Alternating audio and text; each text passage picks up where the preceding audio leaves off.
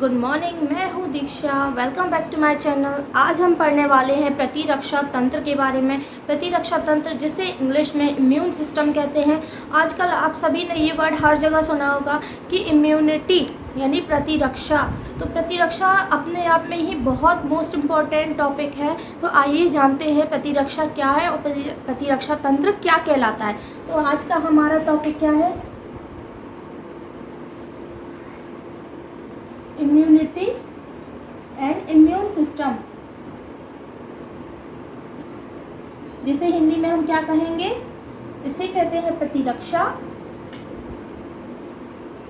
क्या कहते हैं? प्रतिरक्षा एवं प्रतिरक्षा तंत्र।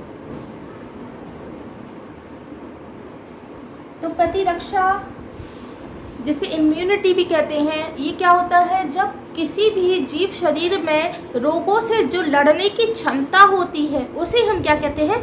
प्रतिरक्षा कहते हैं। कोई भी जीव शरीर है, उसमें कोई बीमारी या रोग हो जाता है तो एकदम से वो बीमार नहीं हो जाता है। उसमें पहले क्या होता है? उसका शरीर उस रोग से लड़ने की कोशिश करता है। जितना ज़्यादा वो उसका शरीर लड़ने की क्षमता पाई जाती है वो उसका क्या कहलाता है? प्रतिरक्षा यानी कि इम्यूनिटी। और जिस व्यक्ति की जितनी ज़्यादा इम्यूनिटी होती है वो उतना ही कम बीमार पड़ता है, और जितनी ज़्यादा इम्यूनिटी कमज़ोर होगी वो उतना ज़्यादा बीमार हो जाता है। तो इम्यूनिटी क्या होती है? प्रतिरक्षा यानी कि रोगों से, अगर हम एक शब्द में देखें तो रोगों से लड़ने की क्षमता।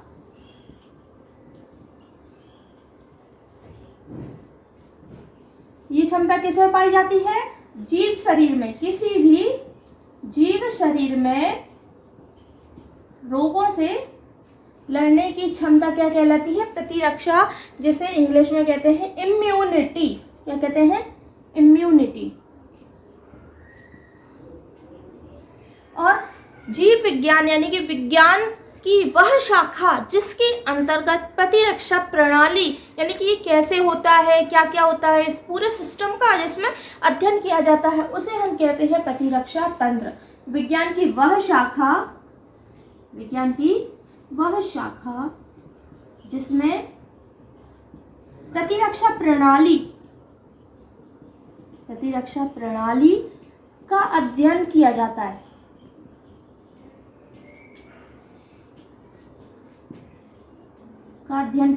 इस टाइप से आप लिख सकते हैं, डेफिनेशन किया जाता है, उसे हम कहते हैं प्रतिरक्षा तंत्र। क्या कहते हैं? प्रतिरक्षा तंत्र। इंग्लिश में कहेंगे इम्यून सिस्टम। और प्रतिरक्षा तंत्र के जो जनक हैं वो कौन है? प्रतिरक्षा तंत्र के जनक है वैज्ञानिक एडवर्ड जेनर।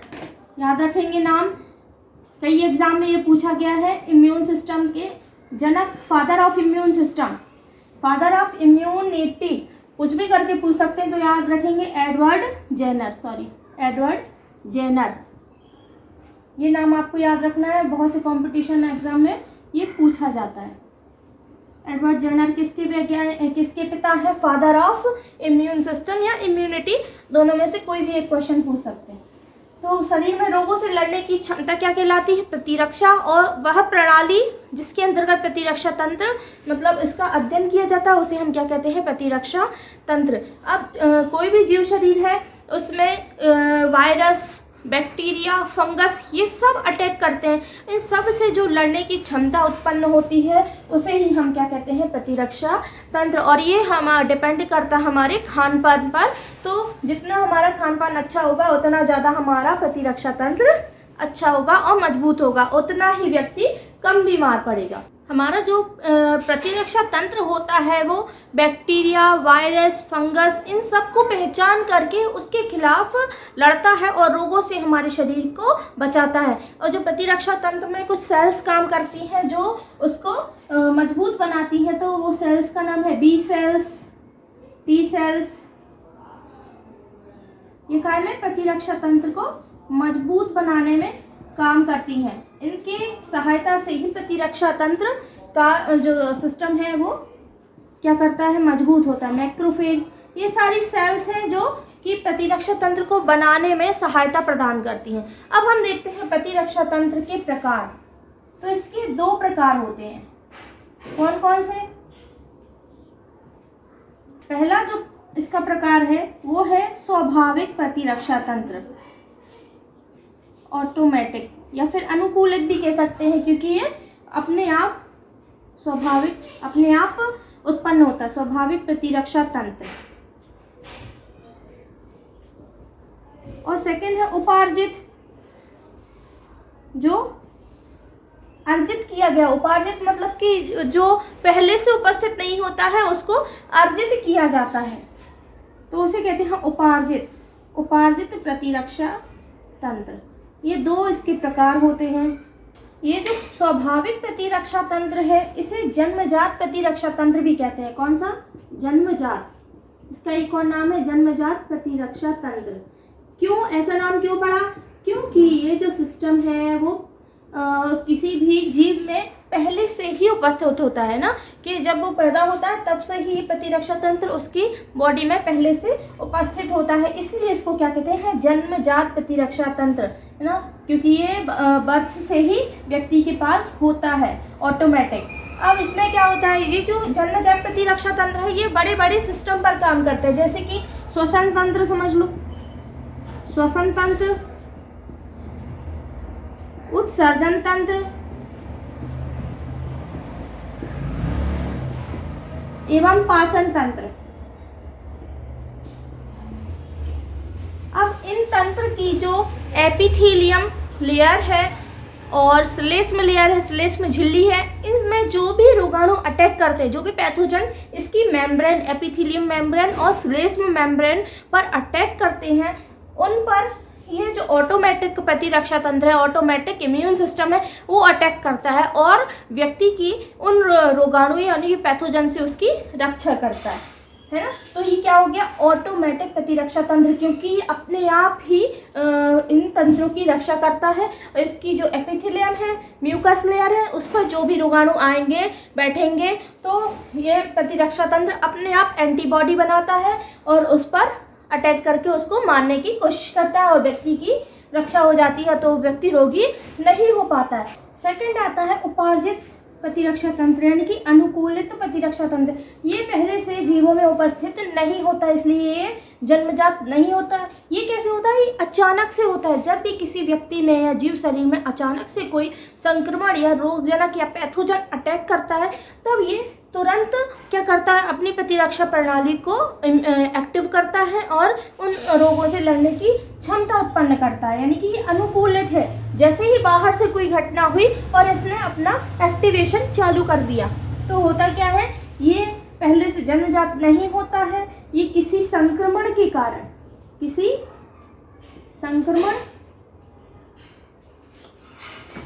संक्रमण के कारण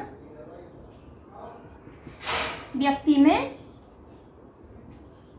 रोगजनक के प्रति, यानी कि पैथोजन, रोगजनक यानी रोग कारक भी कहते हैं, पैथोजन भी कहते हैं, इसे रोगाणु भी कहते हैं, है ना। रोगजनक की प्रति उत्पन्न होता है। प्रति उत्पन्न होना मतलब कि कोई भी संक्रमण बाहर से आया उसके प्रति ये अपना अटैक करता है और उसे मारने की कोशिश करता है। कहाँ कहाँ काम करता है ये? जैसे कि फॉर एग्जाम्पल एलर्जी, कोई भी एलर्जिक पदार्थ आया जो शरीर को एक्सेप्ट नहीं कर पाती, उसको लड़ने के लिए ये क्या करता है? प्रतिरक्षा उपार्जित वाला है, उपार्जित अनुकूलित प्रतिरक्षा तंत्र, ये उसको मारने की कोशिश करता है, एलर्जी वाले रोगाणु को मारने की कोशिश करता है ना। सेकंड है कैंसर। कई ऐसी बीमारियां हैं जो बड़ी बीमारियां हैं, उससे भी ये उपार्जित प्रतिरक्षा तंत्र लड़ने की कोशिश करता है। टीकाकरण, जब वैक्सीनेशन होता है तो उसमें कई साइड इफेक्ट भी होने लगते हैं, उस समय भी ये प्रतिरक्षा प्रणाली शरीर की रक्षा करता है। Auto immune,